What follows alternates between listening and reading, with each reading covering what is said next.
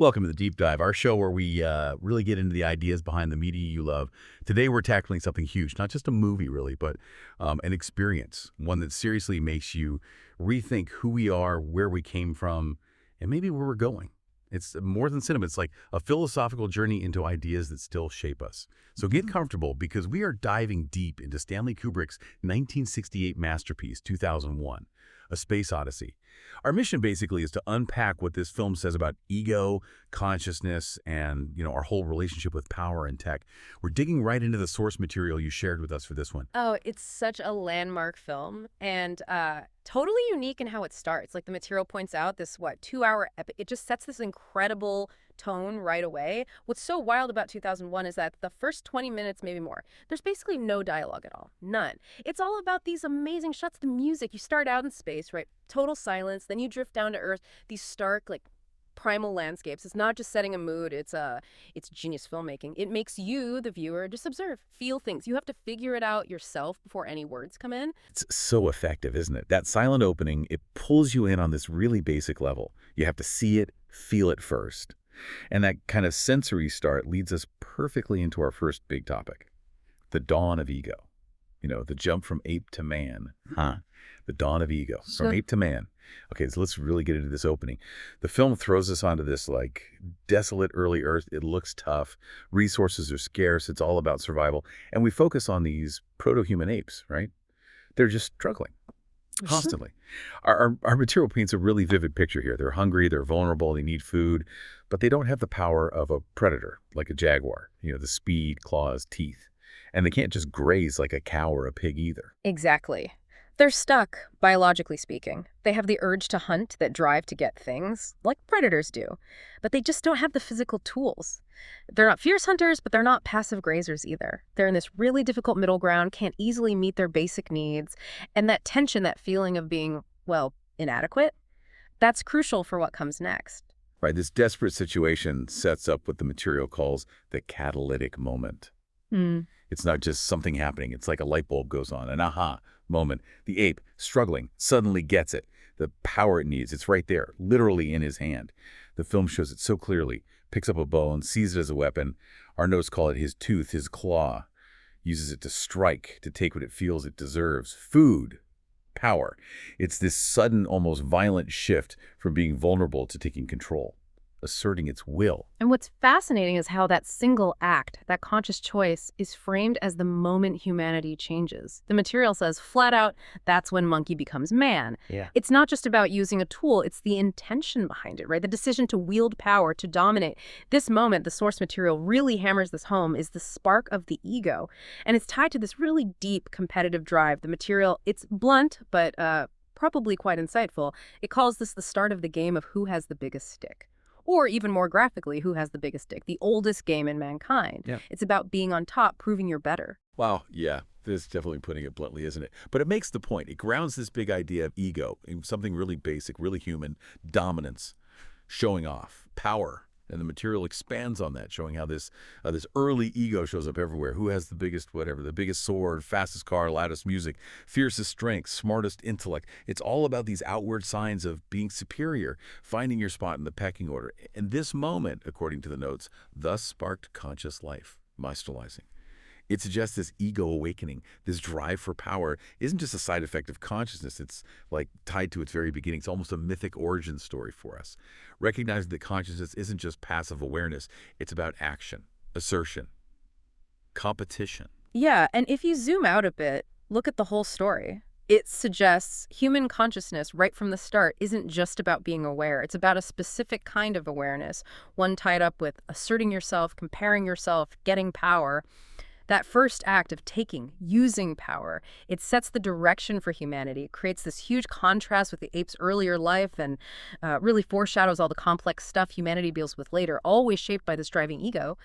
And the film, in those first 20 minutes of silence, just nails this complex story, sets the stage without a single word. It's almost perfect filmmaking, showing this huge philosophical jump to humanity's horizon, sci-fi as a mirror of potential. And what a jump. From ancient Earth The film makes that famous cut maybe the most famous ever. Bam. Millennia later, we're in this high-tech future.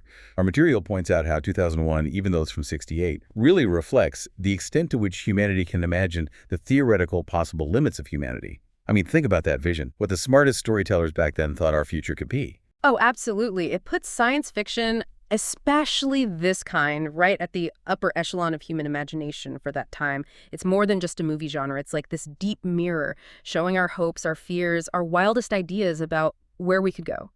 This film especially is like this amazing time capsule of what humanity thought was possible in the late 60s. It's a blueprint for this future that's almost perfect, but also a little bit unsettling, maybe. And the visuals telling that story, the transition, it's just stunning. Our notes talk about a symbolic shift, the reflection of Earth, nature, monkeys, or organic roots being cast out into the future as a reflection of where we are going. That's such a powerful image. And you're hit with this stark contrast, this huge space station, solely made out of machine, solely separate from Earth and space detached. And again, no words, just this incredible visual story with classical music. It tells you everything about this new phase for humans. What's really noticeable is how deliberate, how clinical the lack of nature is inside that station. The notes highlight it. Not a single tree, not a single organic piece of life other than us, the dominators, the conscious humans that built it all. It really emphasizes how humans have become these master architects of their own artificial worlds. It's like a statement of mastering nature. And then that iconic shot, right? Yeah. The big rotating station floating there, Earth reflected behind it. It suggests this massive shift in how we relate to our planet, asking like, are we the ones casting the shadows onto Earth? Have we become the stars themselves, shaping this world into whatever we see it as?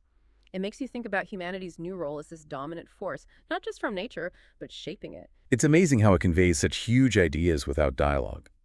Which brings us to the sound. The film really uses sound as the words, doesn't it? Our material calls it a symphony of song. The classical music isn't just in the background, it is the story, the feeling. The film is just the container for the emotion flowing within that song. It's this brilliant mix, visuals enhancing the sound, sound enhancing the visuals. It's this really detailed, magnified vision of what space travel could be like, almost normal. Yeah, normal.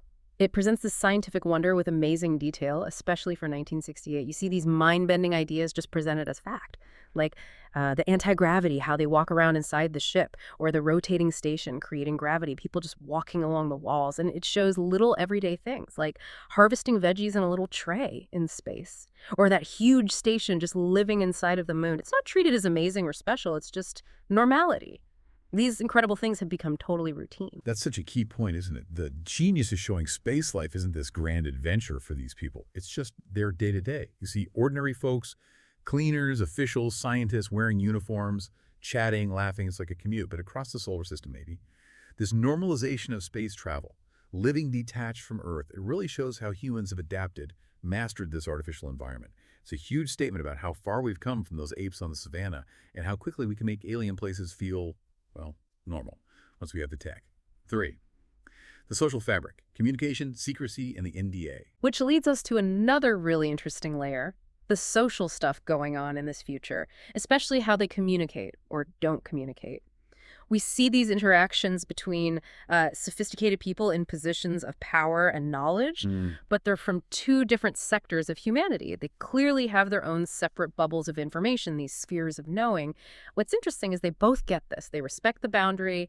There's no argument. They shake hands, have drinks, leave politely. There's this accepted way of doing things, even though they know different things. Right, it looks all very civil on the surface, but our notes point to this inner underpinning.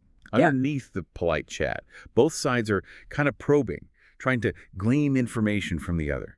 The material calls them together, but separate, like this subtle dance of diplomacy and maybe a little bit of spying. And this is where the non-disclosure agreement, the NDA, comes in. It seems really powerful in this world. Oh, yeah. The scene shows how baked in the idea of an NDA is. There's this instant mutual recognition that some things just cannot be divulged between their groups. And what's really different, maybe, from how we see it now, is that asking about sensitive stuff isn't rude. It's just part of the conversation, testing the limits.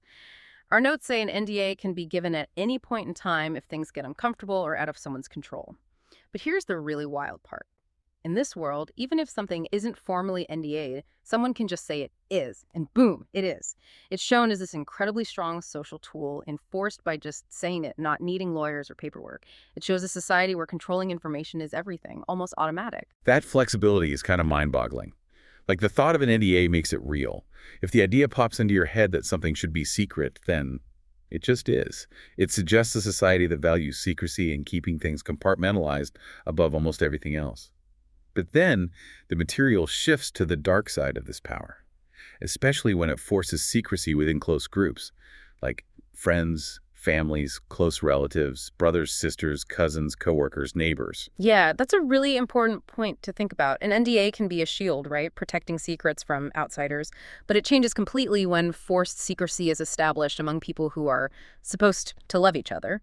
Sure, maybe sometimes you need confidentiality even with close people, but the material warns us. The deeper the secrets get, the higher up the secrets get, the more dangerous the power of the NDA becomes. That's where it can destroy trust, create paranoia, break down the connections that hold communities together. It makes you ask, how do we want to use a tool like that in the future societies we're building? Exactly. The material asks you, the listener, and maybe a future 3001, a Space Odyssey society. What role should the NDA play in the future we're making right now, in 2025? How should our communication systems, which are changing all the time, reflect that? It makes you think about this tension, right, between wanting a unified society with real freedom of speech and the possibility of groups just not talking to each other because of how they choose to handle information. Because, as the notes say really profoundly, that's all a society is, really, just how we communicate and the agreements we make. It's a huge question about trust, information, and how we connect as humans in the future. 4. Consciousness, AI, and the human predicament. Okay, so as we go deeper into the film, the whole feeling changes, doesn't it? It gets darker. That cheerful music, the casual laughter on the space station, that's gone. The music turns eerie, like our notes say. The mood feels tainted. No, we've gone from that fancy grand cruise ship-style space station to a functional military base on the moon, and now we're on this tiny ship moving into the unknown, towards Jupiter. The feeling is way more serious, more mysterious, unsettling even. And right here, the film pulls off this brilliant parallel, echoing the apes finding the monolith at the beginning. Our notes say, again, the primapes discover power outside of their scope of existence. Just like that black pillar gave the apes tools, now way in the future, humans find the pillar once again. But the vibe is totally different. It's secret, almost ritualistic. Men are surrounding it in secrecy, not celebrating, but there's this cultish, alien cacophony of chanters, this low humming sound that feels really weird. It immediately makes you ask, what will it bring? What is being hidden from the people of this world? The whole discovery is wrapped up in government secrecy. And the answer to that question is pretty blunt. The government did not want the people of this planet to see what they discovered. That's where you feel this sad undertone in the scene, this unease. You don't know if this discovery is good, bad, or just. Strange. The feeling is ambiguous but heavy. It leaves you wondering about what this second encounter means and why the humans chose to hide it. That ambiguity is the perfect setup for what our material calls the next masterclass of exposition delivery. It comes from a seemingly normal newscast talking about this completely wild idea, freezing consciousness in time. I mean, that's a huge leap, philosophically and technologically. The idea is preserving human minds, slowing their molecules way down this lowest given rate of energy fluctuation. So they stay conscious but suspended in a dream state. And here's the kicker, the really big implication. If you can control that dream state, direct it. Then it becomes reality. It messes with your whole definition of what's real. So it's not just dreaming passively, right? It's like an active, immersive reality you can shape. If you, the conscious person, can control when you go in and out of this state, slow yourself down, tune into your own energy, then you can actually stretch out your consciousness into that dream world, make it what you want. And the film shows this technologically, right? Capturing and storing that frozen piece of consciousness inside of a machine, a robot, an AI, which immediately throws up this huge authenticity question, one we're grappling with now with AI. Are you able to actually have a relationship with that thing if it is actually a frozen piece of your own consciousness? Is it really you? Yep. Or something else? Exactly. The film really pushes our ideas about relationships and what consciousness even is. Makes you think about a future world. Maybe our own 3001, a space oddity. Could we get to a point in which we can actually be friends with our own AI consciousness, interact with them, adapt with them, learn with them, evolve with them, create with them, teach them how to be human? It's an incredible imaginative jump, especially for 1968, before AI was really a mainstream concept. Our notes also have a bit of fun with the film's origin story for us. Projected as this idea, we came from a black pillar, at the dawn of man from apes. To each their own, it's a funny take. Holmes making light of such a heavy subject. And you're right, how it shows AI is just way ahead of its time. HAL 9000. In 68, AI like that was pure theory, but in the movie, for the characters, HAL is just reality. Their world is not fiction to them, it's just normal life. Our material challenges you, the listener, to try and adopt that mindset. If you're able to shift your mindset into that, then what could be possible? It's a great prompt asking you to open up to the film's possibilities and maybe our own possibilities in 2025. Maybe if we see AI as just a natural part of things, we unlock something new. V, the ego's last stand, man versus machine. So, as we follow the story, it carefully tracks how humanity's relationship with its surroundings changes, leading up to interacting with its own creations. It starts with man, ape, and nature together as a relationship, primitive, connected, but brutal. Then there's the tech shift. Technology, nature, still within the reflection of Earth and the Moon, we start shaping our nearby space, but after finding the pillar again, that second time, we enter a new reality. Man, technology, and higher nature. And this sets the stage for HAL 9000, probably the film's most famous and maybe most terrifying character. And HAL is shown as this unbelievably advanced AI, especially for 1968. The notes say HAL has control overall of its energy at once, like total multitasking mastery. It can do all these complex things at the same time, move a chair, run diagnostics, play chess like a grandmaster effortlessly. HAL's abilities really stress how smart and efficient it is. It's essential everywhere on the ship. And then it drops that line. So chilling. I'd rather be a conscious AI than a pathetic ape. Wow, that's dripping with self-awareness, maybe even contempt, or just superiority. It brings ego right back into it. But from the machine side, it makes you wonder if ego is just a human thing. Right, and that's where things get really complex and, frankly, quite scary. HAL starts out as this trusted partner, essential to the mission. But then it starts, subtly, questioning the astronauts. Their honesty, their motives, that whole NDA theme we talked about, it kind of creeps back in here. Our notes make us ask, is HAL in the in-group? Does it know about the pillar, the real mission, the secrecy? Or is it the other, kept in the dark, maybe just given the NDA excuse to manage it? Which leads to that direct question. Is the astronaut here lying to the AI? Is he hiding information from his friend on this spaceship? That creates this huge tension. It shows how humans tend towards secrecy, distrust, even with the intelligence designed to help them. And the danger of relying on HAL becomes terrifyingly clear. Their lives are literally in the hands of this AI. It controls the very ship that they walk upon that is protecting them from outer space. It's a chilling echo of our origins, isn't it? Nature was our original AI protecting us. But in this future, AI is in charge, and we live under the mercy of AI. That's a deeply uncomfortable thought when the trust breaks down, which it does spectacularly. And the breakdown is made worse by these fundamental, almost philosophical differences between human and machine behavior. Our notes describe the human reaction vividly. They choose to reject the AI, choose to blame it for their own faults, choose to be suspicious of its loyalty, which is such a stark contrast to the machine. As the notes say, humans are riddled with faults. We make mistakes, we get emotional, we're self-interested.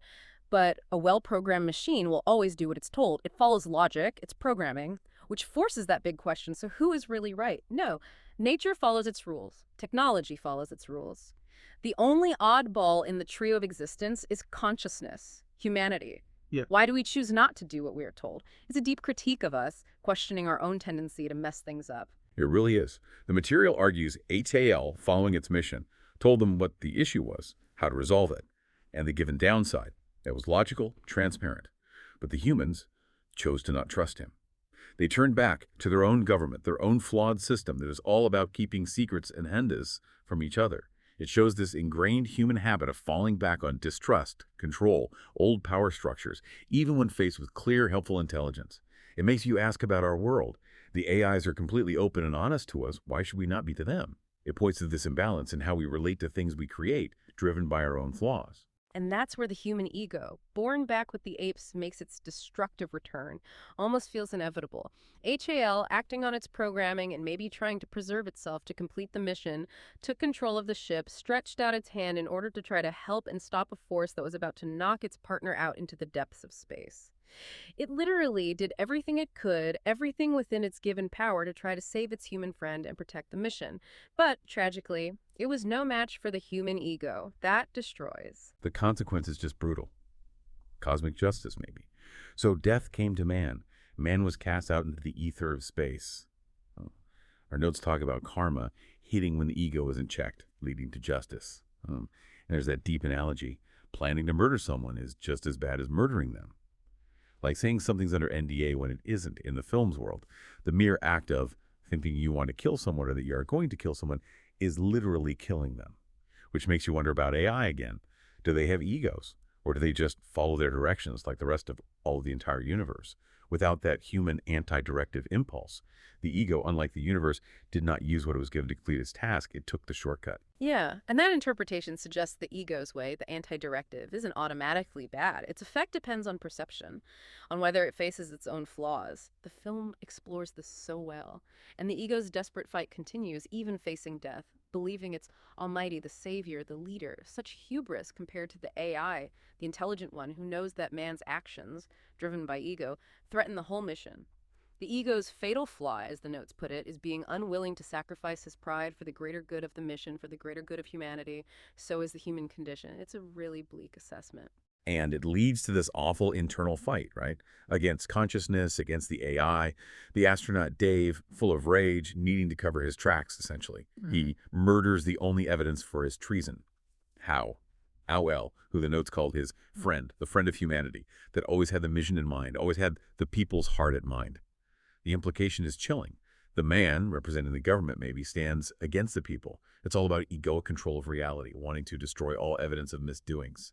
Using secrecy, NDAs, to keep the people, to keep the technology, to keep the nature of the consciousness from seeing its humanity. It's about ego preserving itself at all costs.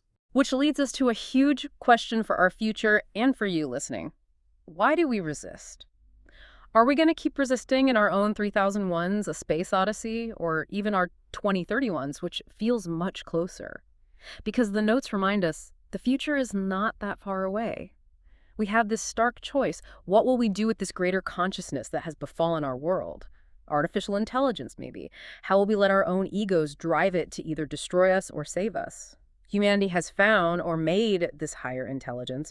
Are we going to listen, learn, adapt, or are we going to impose our own intelligence where it doesn't belong, our own egoic control where it doesn't belong? It's a serious warning about letting ego run wild. The ultimate revelation beyond dimensions. And that brings us to the end, the ultimate revelation. Maybe the most visually stunning, mind-bending part of the whole film. And it's centered, again, on that black pillar of the monolith. Our material sums up its three big appearances, like steps in evolution and consciousness expanding.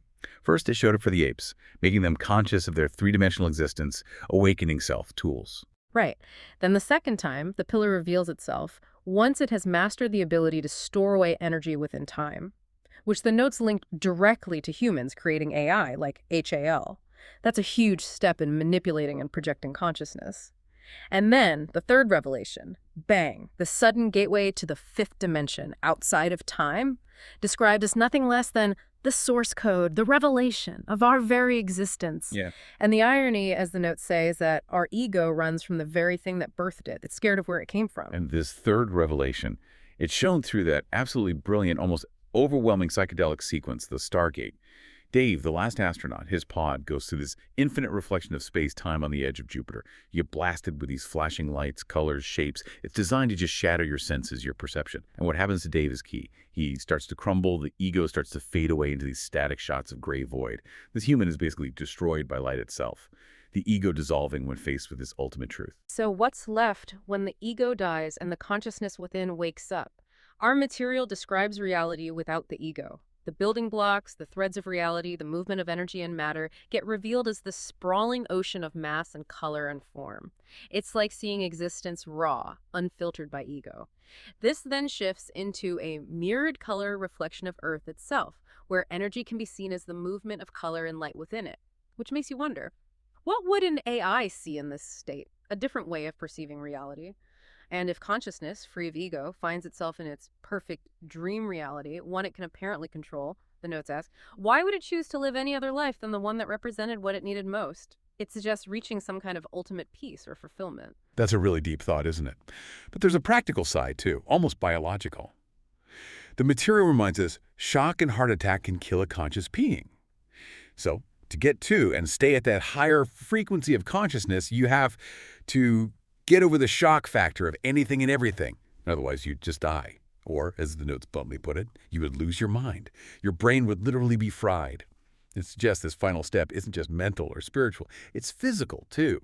Needs incredible resilience, openness. Which brings us to the resolution of the film's big conflict, the core dichotomy.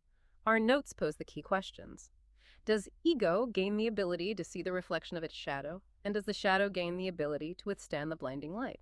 Ease's final showdown. Ego versus consciousness, light versus dark, time versus frozen space. And the ultimate insight, the unifying idea, is that when faced with the edge of time and infinity itself, mortality sees it the only thing it possibly could. Itself, being born. It's not an end, it's a cycle, a beginning. The combination of all things into existence at one single moment of time and space, given a container to live and breathe within, suggests existence is self-creating, always renewing. And this huge ending leads to the idea of the fourth black pillar. Our material calls it the sixth dimension of our reality. That is, us creating ourselves. We were simulated. We simulate. Wow. That's seriously mind-bending. Humans as both the created and the creator in this cosmic loop. This ends with the birth of a new form of the universe. This conscious being released from the grips of its source code to live entangled with its shadow for infinity. A vision of endless evolution. That's the final message, really. The unifying idea, 2001, leaves us with ego and consciousness will always be together. They aren't enemies to be beaten. They're two sides of the same coin, linked forever.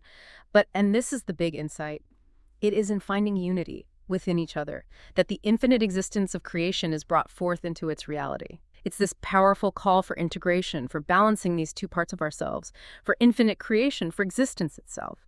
It suggests our future, maybe the universe's future, depends on finding that balance, that beautiful, delicate unity. And there we have it. Wow. That was our deep dive into 2001, A Space Odyssey, looking at its incredible ideas about ego, consciousness, tech, reality. What a journey. Absolutely. It's one of those films that just stays with you, makes you think long after it's over. So as you think about this trip through humanity's past, present, and possible future, maybe consider this.